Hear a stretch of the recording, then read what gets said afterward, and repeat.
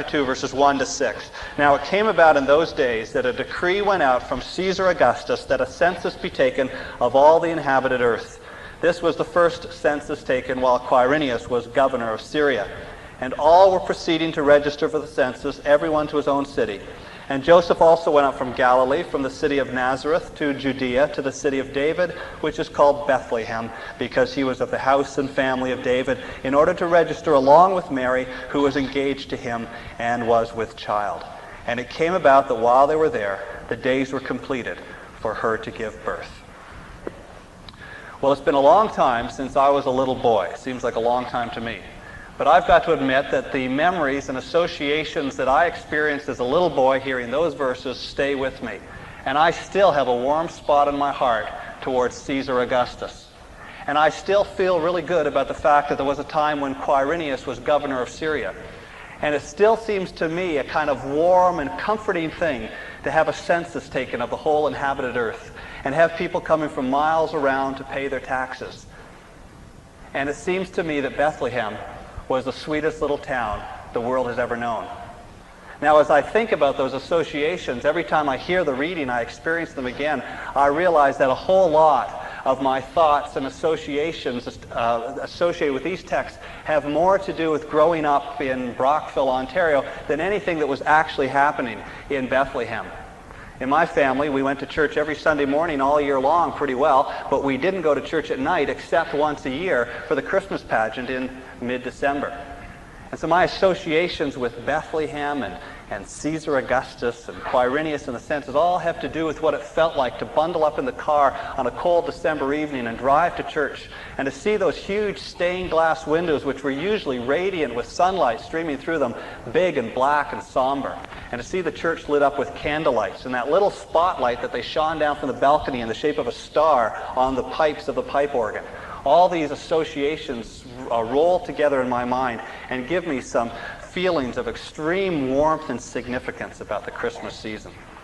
Well, I read today, this week in Alliance Life, the little A.W. Tozer anthology, this quotation of Tozer's. He says, "So completely are we carried away by the excitement of this midwinter festival that we are apt to forget that its romantic appeal is the least significant thing about it." How very much like Tozer. Its romantic appeal is the least significant thing about it. He's right, of course. And one of the reasons why the romantic appeal of Christmas is so insignificant is that so much of the romantic appeal is so entirely false. Bethlehem was not the least bit like Brockville in the evenings in December. Bethlehem was quite a bit different. Of course, it's not just my boyhood associations which confuse me. It's some of the Christmas carols we sing too. "O little town of Bethlehem, how still we see thee lie," we sing. But Bethlehem was not lying still. And if it was sleeping, it was not sleeping in a deep and dreamless sleep. Bethlehem was a restless, seething swarm of humanity.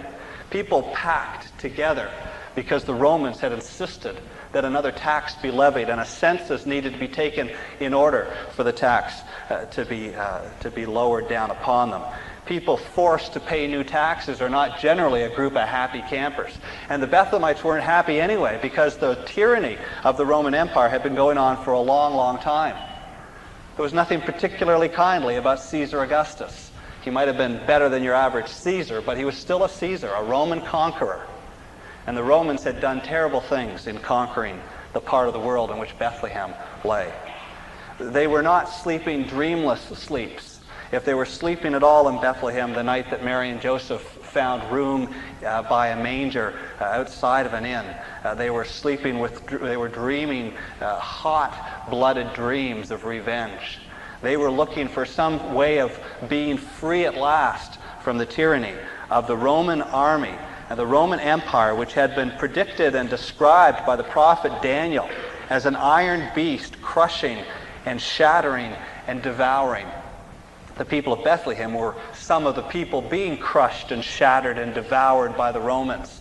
And they were a restless and vengeful group of people. Well, thinking through to the reality of what was going on in Bethlehem doesn't make the event any less wonderful. It just makes it wonderful in a more realistic way. The birth of Christ is like that. And as we consider it, we come to see some things about the ways of God which spill over in significance to what we're looking for God to accomplish in our own lives. The people were bound to be confused.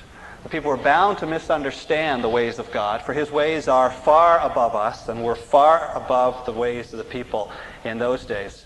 There were people looking for liberation in the right place, that is, looking for God to free them from the Romans, to free them from Quirinius, who was governor of Syria, and Augustus Caesar, who was emperor of the Roman world. But even those who looked in the right places were bound to misunderstand and to look for the wrong things. There was Zacharias. We read his prophecy this morning. He was looking for redemption, but you wonder what kind of redemption he had in mind. He too was oppressed by the Romans. There was that man Simeon who shows up when Jesus, the baby, is carried into the temple by Mary and Joseph. He was a righteous and devout man, it says in Luke chapter 2. He was looking for the consolation of Israel, but you wonder what kind of consolation he was looking for, knowing the problems as he knew them, experiencing the Roman dominance as he was experiencing it. You wonder if he had in mind the right sort of consolation at all. One of the really difficult things for the people was how slow God seemed to be in answering their prayers. It might be the same sort of difficulty that you're experiencing in your life these days. If you, like the people of Bethlehem, know enough to look to God for the solution to your problems and the answers to your questions, you might be thrown off as they were thrown off by the very fact that the answers seem to come so late. Well, you can consider the birth of Christ with me this morning and conclude safely that God's answers are in fact always on time, although they may seem to be late in time. That's another Christmas carol we sang this morning. Late in time, behold him come, offspring of the Virgin's womb. He appeared to come late in time. But God's answers are always exactly on time. They just seem to be late in time to us who only see a part of the picture. This has been the way of God from the very beginning. Think about Eve and Adam in the Garden of Eden after the fruit had been eaten, after they had poisoned themselves and became dying creatures. God promised them a solution to their difficulty. He promised Eve that her seed would crush the head of the serpent's seed. And she must have understood that that was a solution to her problem. But as much as she understood it, she would have waited a long time. If she understood that her seed, part of God's answer, was a son of hers, then she would have rejoiced to have two sons born to her in due time, though she waited a while for them to be born. Cain and Abel were born, and perhaps they grew up while she was waiting for them to do that skull-crushing work that God had promised. But before very long, one of her sons was, in fact, killed by the other of her sons. And he didn't amount to anything very helpful. And Eve would have died, wondering why God had taken so long to answer her problems.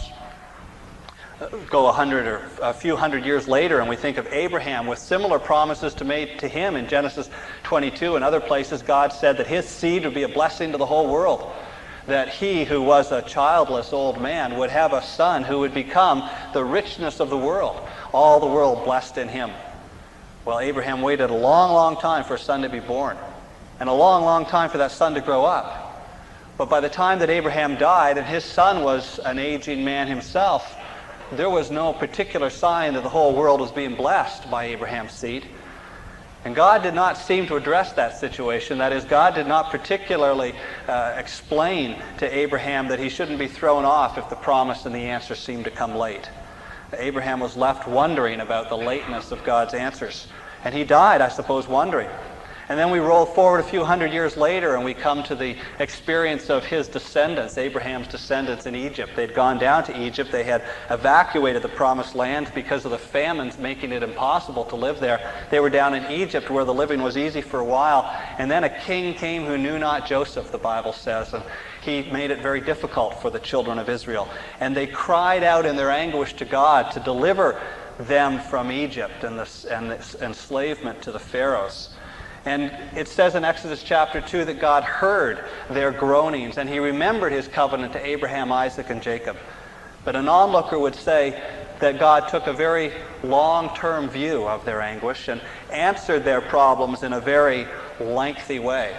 For the solution to their immediate problems had to do with the deliverance that could be brought by a man named Moses. And Moses got stalled by getting in trouble with the law for 40 years. He just disappeared. And when he came back, it took another 40 years before his solution was really in place. Think about it, 40 years. The 10 wonders displayed to Pharaoh had a pretty immediate effect, and the children of Israel were out from the tyranny of the Egyptians pretty quickly, but they didn't get where they were going for another 4 decades. And a lot of them died in the process. And some of them who had time to think about it as they died would have wondered why God's promises were so late in coming, why God's answers seemed to be so late in time. We're given the assurance that Jesus was born at exactly the right time in human history. Galatians chapter 4 says that when the fullness of the time was come, God sent forth his Son, born of a woman, born under the law. When the fullness of the time had come, he came at the exact right time, when everything was worked out perfectly. Romans 5 says that his death, subsequent to his birth, of course, was also at the right time. Christ died for the ungodly at the right time. But it wouldn't have seemed particularly at the right time for people who were waiting for it.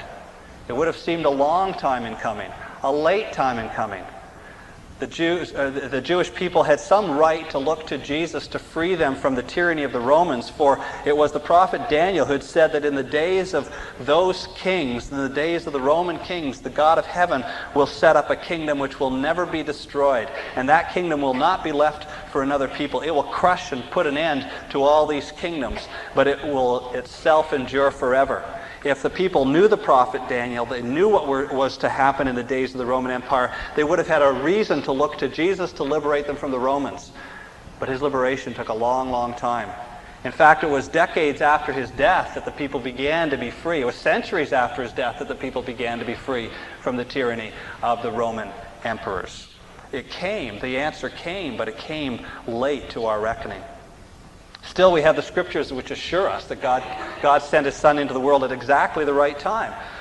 Now, what was right about that particular time? The Romans had conquered in 63 BC. It was 6 decades before Jesus was born, and another 3 decades before he did anything at all relative to his being the Messiah, to being the Savior. What was right about the time? We're not really told. We can take a historical view of it and see some things which were almost unique to that time, things that really needed to be in place for the gospel to have any hope of spreading throughout the world. One thing that was almost unique to that time, one thing that took a long time to happen, was the putting in place of a universal language. For all the centuries since the Tower of Babel, the world was divided up into myriads of language groups. But then, before the Roman emperors came on the scene, there was another emperor named Alexander who did his share of conquering. And as a result of the conquest of the civilized world by Alexander the Great, the Greek language came into place as the practically universal language. That needed to be the case, at least it being the case, made for the spreading of the gospel in ways that never would have been possible if there were as many language barriers as there had been before the Greek language got established. Another thing that needed to happen before the gospel could spread throughout the world was that the world needed to get settled, for it was a place where there were wars, many wars all over. And it would be impossible for anyone, and impossible, for example, to just pick a place and travel to it without being caught up in ever so many conflicts and civil disputes and wars. But the Romans, as they conquered the world, brought about the Roman peace, the famous Roman peace. And suddenly the world was calm. In fact, there was a 7-year period just before the birth of Christ where wars were over. And there was no longer any wars in the Roman world. The Romans saw to it. Another thing that needed to happen, and didn't happen until just about the time Christ was born, was that it needed to be possible to travel throughout the world. It needed to be possible to send letters throughout the world. And not until the Romans did a good job of conquering the whole world was there such a system of travel and communication that the New Testament gospel depended upon in terms of the human factors. So we can look to the fact that the Greek language is universal, and there was a peace in the world, and there was travel possible, as elements explaining the sense in which Christ was born at the right time. But it's all guesswork. And God is not telling in his word what was right about the time. He's only telling us that Christ was born at the right time, because God's answers are always at the right time, though they may seem to be late. So it may be that you're looking to God to answer a particular problem in your life, to resolve a dilemma that doesn't get resolved without God moving. And it may be that you've waited a long time. I want you to know this morning that if that's the case, you're following in a noble tradition. There's a long-standing tradition in the Christian church of people waiting a long, long time for God to do what He has promised to do, to resolve the problems that we're counting on Him to resolve, to work out the things that we need for Him to resolve. It may seem late in time, but it only seems so. It's not late at all. And you ought to be encouraged to continue looking to God to work out in your life the things that only God can work out. Timing is not the only issue, of course. It's perhaps the noticeable one, but there's some other problem as well, having to do with the way God addresses our problems. We can all find ourselves in the same predicament as that man who went to the doctor and asked the doctor to help him with two particular physical problems that he was experiencing. He says, "Doctor, you got to help me. I've got bad breath and I've got yellow fingers. And I've tried ever so many breath mints and mouthwashes, but nothing changes my bad breath. And I've tried ever so many hand creams and soaps, but I can't get the yellow stains off my finger." He coughed. And the doctor said, "Well, you ought to stop smoking." And the patient said, "Don't start on me about that again. Lung cancer, heart disease, I don't want to hear it. I just want help with my breath and my yellow fingers." Well, now the doctor explains that although yellow breath bad breath, yellow fingers are a problem, they are insignificant compared to the other problems he's flirting with his smoking habit, and the man has a choice. He can either take the doctor's word for it and apply the remedy, or he can decide the doctor doesn't really understand him at all and go off and continue to experiment with hand soaps and mouthwashes and finally deciding to breathe through his nose only and wear gloves in public. He has a choice, you see. He can take the doctor's word for it or not. If he decides the doctor doesn't know what he's talking about, then he may conclude that the doctor's remedy is sadly off topic. And in similar situations, we who look to God for help can find ourselves tempted to set aside the Word of God and take our own view. You see, it can be that God's answers seem to be beside the point. But they are never beside the point whenever they come. They come at the right time, and God's answers are always on topic. They may seem to be beside the point, but they are on topic. When the baby was born and laid in a manger in the restless little town of Bethlehem, those who noticed it all and came and marveled at this one must have wondered what the birth of this little baby could really do to resolve their great problems. For their problems were with a mighty world empire. Now, some of them, with strong powers of imagination, could have guessed that this little baby was going to grow up to be a strong military leader who would rally the restless mobs and form them into an efficient army which would throw off the Roman army, the Roman conquerors, once and for all. But they would have got it wrong if that's what they guessed, for that's not what Jesus came to the world to do. And others would not even be able to imagine this little baby growing up to be a strong military leader, growing up as he was going to in a carpenter's home in a little town in that part of the world. So it was almost irresistible that people would come to the conclusion that as late as this gift was, the gift of this baby, it wasn't much of a gift anyway. It was sadly off topic. They needed an army, not a baby. They needed a whole fleet of men, not just one particular man born at that particular time. But you see, the problem is they misunderstood the nature of their problem. They were conquered by a fierce foreign army, and there wasn't any way they could imagine being free from that. But they failed to understand why they had been conquered. It was all written in the prophets, and before the prophets in the law. Long before Daniel prophesied about this iron beast, this monster that would rise up, the prophet Moses had explained that just such a thing would happen. For he had explained in Deuteronomy chapter 28 that as long as the people of God, the people of Bethlehem and Nazareth and the other cities and towns in that part of the world remained faithful to God, God would remain faithful to them in protecting them and allowing them to be a successful and prosperous people. Deuteronomy 28 says so. If you will diligently obey the Lord your God, being careful to do all his commandments which I command you today, the Lord your God will set you high above all the nations of the earth. That was the promise. And all these blessings shall come upon you and overtake you if you will obey the Lord your God. Blessed shall you be in the city, and blessed shall you be in the country. Blessed shall be the offspring of your body, and the produce of the ground, and the offspring of your beast, the increase of your herd, and the young of your flock. Blessed shall be your basket and your kneading bowl. Blessed shall you be when you come in, and blessed shall you be when you go out. The Lord will cause your enemies who rise up against you to be defeated before you. They shall come out against you one way and shall flee before you 7 ways. That was the promised blessing of God upon the people if they would remain obedient. And along with those promised blessings came promised curses. It shall come about, if you will not obey the Lord your God, to observe to do all his commandments and his statutes with which I charge you today, that all these curses shall come upon you and overtake you. Cursed shall you be in the city, and cursed shall you be in the country. Cursed shall be your basket and your kneading bowl. Cursed shall be the offspring of your body and the produce of your ground, the increase of your herd and the young of your flock. Cursed shall you be when you come in, and cursed shall you be when you go out. The Lord will cause you to be defeated before your enemies.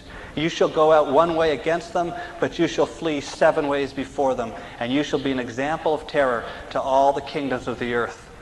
It had all been laid out there as plainly as can be. If the people of God would be obedient to God, God would bless them with safety and prosperity, and their enemies would not have success. But if they forgot the word of God and set it aside and went their own way instead, then the curse of God would be upon them, and their enemies would rise up against them and crush them. And that's what had been happening for hundreds and hundreds of years. First, their Babylonian enemies had risen up and crushed them, only to be replaced by the Medo-Persian Empire, which rose up and crushed them. And then Alexander the Great and the Greek Empire rose up and crushed them, only to be replaced by the Roman Empire, the worst of all, who rose up and crushed them. They were under this tyranny, this oppression, and they were looking to God, quite rightly looking to God for freedom from it, but failed to realize that the real enemy was their own tendency to disobey God. That was the problem that needed to be resolved. And that, of course, is the problem that Jesus Christ came into the world specifically and exactly to address. It would have done the people little good if Jesus had been born to be a military commander. Oh, he would have done a good job of it, no doubt, and would have roused the people to fight off the Roman army, and perhaps they could have even been successful. But had they been successful, once they had been successful, those people of Israel would still be the same wayward, disobedient people they always had been, and would soon have lapsed into patterns of disobedience and sin again, only to experience once again the curse of God upon their disobedience. What they needed was help with the enemy within. What they needed was the defeat of their sinfulness. And so we read in the New Testament, Hebrews chapter 7, that it was fitting, it was exactly appropriate, it was exactly on topic that we should be given such a high priest as Jesus was, holy, innocent, undefiled, separated from sinners, and exalted above the heavens, who does not need daily, like other high priests, to offer up sacrifices, first for his own sins and then for the sins of the people, because this he did once for all when he offered up himself. It was fitting, it was appropriate that Jesus be such a high priest. Hence also he is able to save forever those who draw near to God through him, since he always lives to make intercession for them. Even those people who recognized in the town of Bethlehem that the baby being born was an answer to the prayers may have misunderstood what sort of answer he was. We're bound to misunderstand what sort of answer he was because they misunderstood what sort of problem they suffered from. So now the same thing may be entirely true for us in the 1990s. We look to God for the solution to our problems. We cry out to God to help us with our difficulties. And the promises of his word are that he will work all things according to the counsel of his will, and he will work out what we need, and he will give us our heart's desire, and all these things shall happen. They may happen a lot longer or later in the future than we wish them to, but that's just the way of it. God's answers are always on time, though they may seem to be late in time. The greater stumbling block is that in answering our real problems, God may seem to be ignoring the problems that we're most aware of. For it may be that what we think are our greatest problems are only byproducts of our real problems. And you need to fill in your own blanks on this. You know the sorts of things you're waiting for God to do. You know the sorts of unanswered prayers that you struggle over. But the Christmas story helps us this way by showing us that, well, God's answers may have already arrived. God may have already granted us the answers to our prayers. It's just that he is answering them in ways that we're not expecting because he's solving problems that we haven't really gotten in touch with the fact that we have. And so we wait upon God, and we entrust ourselves to him, and we do right if we do so confidently that he who knows us inside and out and knows what we need most of all will in due time give us what we need according to our real needs. If a loved one of yours goes off into the operating room and the doctor has said it will be an hour or two, and then it goes on and it's 3 or 4 hours, the surgery is extended, you would have reason to worry. Seems that there's a worse problem than you thought. But if the doctor is infinitely wise, and if the medical problem is very treatable, then the fact that the surgery goes on longer than you expected is, in the final analysis, good news. Because this infinitely wise doctor, you see, has discovered something else that needs fixing, and he can fix it, and he will fix it. So you thought the whole surgery would be over in a couple of hours. It's not over 5 or 6 hours, but well, you know that he needed that time in the operating room to do what needed to be done. Here on earth, earthly difficulties are not always solved so neatly. But God, if he is like a doctor, is like an infinitely wise doctor. And if our problems are like medical illnesses, well, they're all entirely treatable. There's no problem that God can't solve. There's no problem that he won't solve for his people. But we who know less about these things than he need to entrust ourselves to him to provide for us just exactly the right solution to the problems, the real problems, in his own timing. You may be going into this Christmas season with some weight on your heart, unable to let loose and really celebrate because there is this ongoing problem that you're continuing to wait for God to begin to address. I'd say to you this morning, don't be so sure he hasn't begun to address it. It may be that some of the difficulties you're experiencing relative to that problem, some of the other difficulties that don't seem related to that problem, may all be part of the treatment, all part of what God is doing in your life and in mine to effect a real remedy to the real problems. Don't be so sure that God's answers haven't already arrived. And then don't be so sure that God's answers are exactly what you would expect when they do come, for it may be that he has greater things in mind for you and your loved ones than you are yet able to imagine. That is the message of the New Testament. Things which eye has not seen and ear has not heard, and what has not entered into the heart of man, all that God has prepared for those who love him. God who is able to do exceeding abundantly beyond all that we ask or think. So we're left trusting him and entrusting ourselves to him and entrusting our loved ones to him and all of our problems and all of their problems and all the other symptoms and difficulties of life. And that's not a bad position to be in. For God is infinitely trustworthy and infinitely able and infinitely loving toward those who call upon him in faith. As you go into this Christmas celebration then, do so go with joy, with unhesitant joy, knowing that all will be well and all manner of things shall be well. For God is in his heaven and is working things out just exactly in the right way for the well-being of all us, his people. And that's worth celebrating in itself.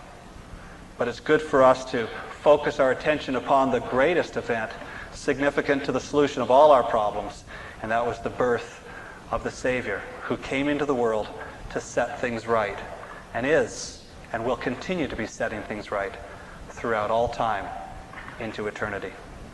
So let us bow on this morning before Christmas and give thanks to God for the answers that he gives us to our problems and questions and to the solutions that he works out in our lives.